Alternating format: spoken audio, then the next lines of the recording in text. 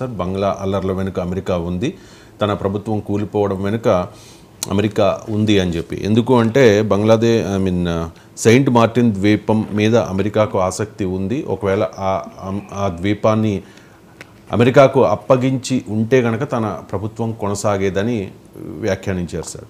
So ఇప్పుడు Saint Martin's ద్వీపం ఏంటి అసలు అనే దాని మీద పెద్ద చర్చ జరుగుతోంది. ఏంటి సెయింట్ మార్టిన్స్ ద్వీపం ప్రాధాన్యత? అంటే సెయింట్ మార్టిన్ ద్వీపం ప్రాధాన్యత కన్నా ముఖ్యమైనది, కీలకమైనది ఏంటంటే నిజంగానే అమెరికా ఎందులో పాత్ర ఉందా లేదా, అమెరికా ఎందుకని జోక్యం చేసుకుంటుంది అనేది మోర్ ఇంపార్టెంట్. సెయింట్ మార్టిన్ ద్వీపం ఏముంది, గూగుల్లో కొట్టిన వస్తుంది what is Saint Martin island అని. ఇది మన బే ఆఫ్ బెంగాల్కు దగ్గర ఈశాన్య ప్రాంతంలో, north eastern bay of Bengal వైపుగా, అంటే సదరన్ మోస్ట్ టిప్ అంటారు. బంగ్లాదేశ్లోని దక్షిణ ప్రాంతంలో ఉన్న కాక్స్ బజార్కు సమీపంలో ఉంటుంది. ఒక బంగ్లాదేశ్ సదరన్ మోస్ట్ టిప్ నుంచి 9 కిలోమీటర్స్ దూరంలో ఉంటుంది. ఒక చిన్న ఐలాండ్, మియన్మార్ జల సరిహద్దుకు మ్యారిటైమ్ బార్డర్ దగ్గరలో ఉంటుంది. ఒక 3 చదరపు కిలోమీటర్ల విస్తీర్ణంలో ఉన్న చిన్న ద్వీపము, కొబ్బరి చెట్లతో నిండిన ద్వీపము. ఇందులో 3700 మంది ప్రజలు మాత్రమే జీవిస్తారు. ఇది బంగ్లాదేశ్కు సంబంధించినటువంటి ద్వీపం. ఈ ద్వీపం అమెరికా అడగదలుచుకుంది. అందువల్ల crucial question Saint Martin island ఏంటి అని కాదు, ఆ ఐలాండ్ ఏంటి అనేది కాదు, ఎందుకని అమెరికా షేక్ హసీనా తొలగింపులో ఏమైనా పాత్ర ఉందా. ఒకటి మొదలు మనం అడగాల్సిన ప్రశ్న ఏంటంటే, ఇలా ఒక దేశంలో ప్రభుత్వాల మార్పు, అమెరికా లాంటి దేశం అందులో ఇన్వాల్వ్ అవుతుందా అని. ఈ ప్రశ్నకు ఆన్సర్ మనకు ఎస్ అని వస్తుంది. ఎందుకంటే ప్రపంచవ్యాపితంగా అనేక దేశాల్లో అధినేతల్ని మార్చడం అమెరికా బహిరంగంగా, ప్రత్యక్షంగా, పరోక్షంగా అనేక దేశాల్లో ఈ రకమైన పనులు చేసింది. ఆసియా, ఆఫ్రికా, లాటిన్ అమెరికా, పొరుగున ఉన్న వెనిజులాలో ప్రభుత్వాల మార్పుకు, గ్రెనడాలో, చిలీలో, పనామాలో, ఇరాక్లో, లిబియాలో, ఇలా ప్రపంచంలో అనేక దేశాల్లో, బ్రెజిల్లో, బొలీవియాలో, ఇలా అనేక దేశాల్లో రెజీమ్ చేంజ్ అంటారు అమెరికన్ ఫారిన్ పాలసీ భాషలో.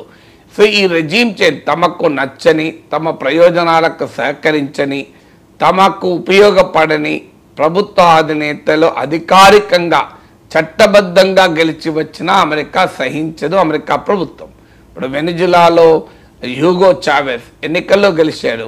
గెలిచిన తర్వాత ఆ వెనిజులాలో ఉన్నటువంటి ఆయిల్ కంపెనీలను మల్టీనేషనల్ చేతిలో ఉండకూడదు, అది ఆ దేశ సంపద దేశ ప్రజలకు ఉపయోగపడాలి అని ఆయన నిర్ణయం తీసుకుంటే హ్యూగో చావెజ్ను పైన అమెరికా వెంటాడింది, వెంబడించింది. అలాగే చిలీలో చాలా దశాబ్దాల క్రితమే అలెండి అనేటువంటి దేశాధ్యక్షుడు, ఎన్నికైన దేశాధ్యక్షుడు, అక్కడ ఉన్నటువంటి కాపర్ మైన్స్ను జాతీయం చేసి మల్టీనేషనల్ ప్రయోజనాలు దెబ్బతీస్తే అలెండీని నేరుగా సిఐఏ కుట్ర చేసి చంపేసింది. క్యూబా అధ్యక్షుడు ఫిడెల్ కాస్ట్రోను చంపడానికి అనేకసార్లు ప్రయత్నాలు చేశారు.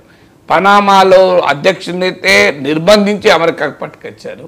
మీకు ఇరాక్లో సద్దాం హుస్సేన్, ఇరాక్లో మిలిటరీ జోక్యం చేసుకొని సద్దాం హుస్సేన్ అంతం చేశారు. ఇరాక్కు డెమోక్రసీ ఇస్తామన్నారు. ఇప్పుడు ఇరాక్లో డెమోక్రసీ ఉందా? ఒక ఉదాహరణ చాలు. అమెరికా కృషి వల్ల ఏర్పడిన ఇరాక్ ప్రభుత్వం ఇప్పుడు అమ్మాయిల పెళ్లి వయస్సును 9 ఏళ్ళు తగ్గించింది. అది అమెరికా సృష్టించిన డెమోక్రసీ ఇరాక్లో.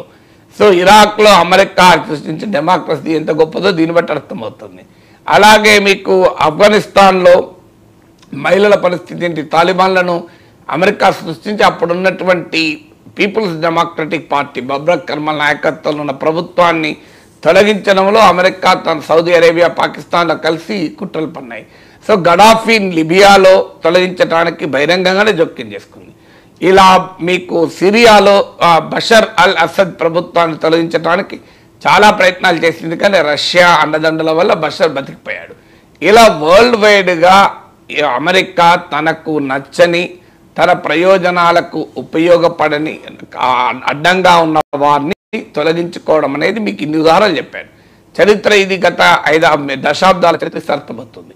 అయితే అమెరికా చెడు నియంతల్ని, ప్రజా కంటకుల్ని, దుర్మార్గుల్ని తొలగిస్తుంది అనే వాదన కూడా చేసేవాళ్ళు ఉండొచ్చు. కానీ వాళ్ళు అలాంటి వాళ్ళని తొలగించుకోవాల్సిన పని, బాధ్యత ఆ దేశ ప్రజలది, అమెరికా కాదు. ఇప్పుడు ఇందిరాగాంధీ ఎమర్జెన్సీ పెట్టింది. ఇందిరాగాంధీ ఎమర్జెన్సీ పెట్టి మానవ హక్కుల్ని, పౌర హక్కుల్ని కాలరాసింది కనుక ఇందిరాగాంధీని అమెరికా తొలగిస్తుందంటే మనం ఒప్పుకుంటామా? నరేంద్ర మోడీ ప్రభుత్వం పైన ప్రతిపక్షాలు అనేక ఆరోపణలు చేస్తున్నారు, నిరంకుశంగా ఉన్నాడు, భయం క్రియేట్ చేస్తున్నాడని. రేపు నరేంద్ర మోడీని తొలగిస్తామని అమెరికా ప్రయత్నిస్తే భారత ప్రతిపక్షాలు ఊరుకుంటాయా? అందువల్ల ఒక దేశంలో నిరంకుశ ప్రభుత్వం ఉంటే ఆ రెజీమ్ చేంజ్ కావాలి అంటే అక్కడ ప్రజలు తిరగబడి మార్చుకోవాల్సిందే తప్ప అమెరికా పని కాదు. ఆ మాటకొస్తే ప్రపంచంలో అనేక మంది నియంతలు, రాజులు, దుర్మార్గులు అమెరికా ఆశీస్సులతో హాయిగా కాలక్షేపం చేస్తున్నారు. బెంజమిన్ నెతన్యాహు ఇజ్రాయెల్లో పీకల దాకా కోరుకుపోయిన అవినీతిపరుడు, ఇజ్రాయెల్లో అనేక ఆరోపణలు ఎదుర్కొంటున్న వ్యక్తి, సౌదీ అరేబియాలో రాజకుటుంబం, జోర్డాన్లో రాజకుటుంబం, పాకిస్తాన్లో దుర్మార్గపు సైనిక పాలకులు, వీళ్ళందరూ అమెరికా అండదండలతోనే బతుకుతున్నారు కదా. అందువల్ల అమెరికా దేశంలో ప్రజాకంటకులను శిక్షిస్తుంది, దుష్ట శిక్షణ శిష్ట రక్షణ ఏం చేయదు. అమెరికా తన ప్రయోజనాలకు ప్రభుత్వాలు ఉపయోగపడకపోతే నయాన్నో భయాన్నో ఆ ప్రభుత్వాలను భయపెట్టి అవసరం వస్తే అక్కడున్న ప్రభుత్వాలను తొలగించడానికి కూడా వెనుకాడడానికి చరిత్ర చెప్పిన సాక్ష్యం. షేక్ హసీనా ఈ ఆరోపణ నిజమా కాదా విచారణ జరపాలి, నేనేమి కన్ఫర్మ్ చేయడం లేదు. కానీ డెఫినెట్గా అమెరికా వరల్డ్ హిస్టరీలో ఇలాంటి పనులు గతంలో అనేక సార్లు అమెరికా చేసింది. అందువల్ల ఇక్కడ కూడా బంగ్లాదేశ్లో రెజీమ్ చేంజ్కు పనిచేస్తుందా అనేది ఒక ఆరోపణ షేక్ హసీనా నుంచి వచ్చినప్పుడు ఈ బ్యాక్గ్రౌండ్లో చూసినప్పుడు దానికి క్రెడిబిలిటీ ఉంటుంది. అందువల్ల అమెరికాకు ఇంట్రెస్ట్లకు అమెరికా స్థావరాలు ఏర్పాటు చేసుకోవటానికి అమెరికాకు సహకరించకపోతే ఆ పని చేస్తూ ఉంటుంది. ఇక మరి అమెరికాకి ఇక్కడేం పని అంటే ప్రపంచమంతటా అమెరికా సైన్యాలు ఉంటాయి. ఇప్పుడు అమెరికా బేసెస్ ఉంటాయి ఫిలిప్పీన్స్లో, సౌత్ చైనా సీలో చైనాను కంట్రోల్ చేసేందుకు తైవాన్ ఫిలిప్పీన్స్లో ఉన్నాయి. అలా బంగ్లాదేశ్కు సమీపంలో ఉన్న ఈ స్ట్రాటజిక్ ఐలాండ్, ఈ చిన్న ఐలాండే కావచ్చు, 3 చదరపు కిలోమీటర్ల ఐలాండే కావచ్చు. సో ఆ ఐలాండ్ కనుక తన చేతికి వస్తే అక్కడ వాటర్స్లో వార్షిప్స్ పెట్టుకోవచ్చు, యుద్ధ ట్యాంకులు పెట్టుకోవచ్చు. అక్కడ నుంచి ఇండియా, చైనా, మియన్మార్ ఈ దేశాలన్నింటినీ కంట్రోల్ చేయొచ్చు. అందువల్ల అక్కడ అమెరికాకు స్ట్రాటజిక్ ఇంట్రెస్ట్ ఉండడంలో ఆశ్చర్యం లేదు. Saint Martin's island. So America ఏమంటుంది, మేము అడగలేదు, మాకు సంబంధమే లేదు, మేము బంగ్లాదేశ్ సావర్నిటీని గౌరవిస్తామని చెప్తుంది. బంగ్లాదేశ్ ప్రధానమంత్రి ఇప్పుడే కాదు, లాస్ట్ ఇయర్ జూనే ఆరోపణ చేశారు. బంగ్లా నేషనలిస్ట్ పార్టీ తన